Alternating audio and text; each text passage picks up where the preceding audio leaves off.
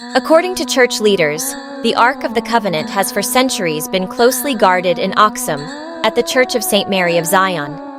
Not even the high priest of Aksum can enter its resting chamber. Its sole custodian is a virgin monk who cannot leave the sacred grounds until his death.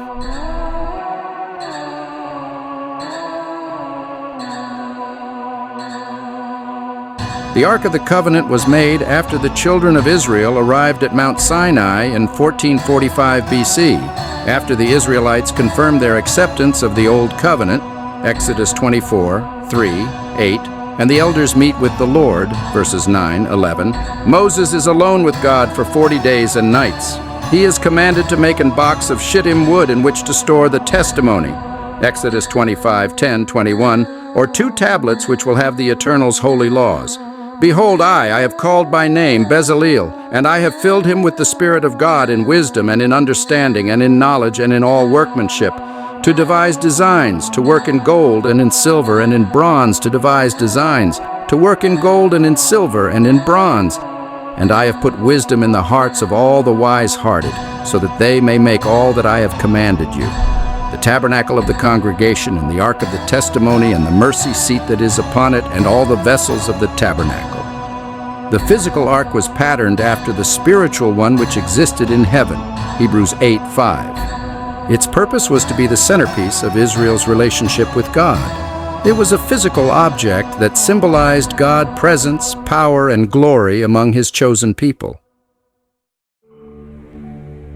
According to ancient records, the Queen of Sheba ruled the Ethiopian region in about 1000 BC. This was the same Queen of Sheba that the Bible tells us traveled to Israel to meet King Solomon. According to tradition, the Queen of Sheba and King Solomon conceived a child who grew up to be King Menelik, the first in an unbroken dynasty of Ethiopian rulers. Remarkably, a number of ancient texts record this tradition, including a 14th century document known as the Glory of the Kings that says Solomon and Sheba had a son named Menelik, who later returned to Ethiopia with his family and the Ark of the Covenant.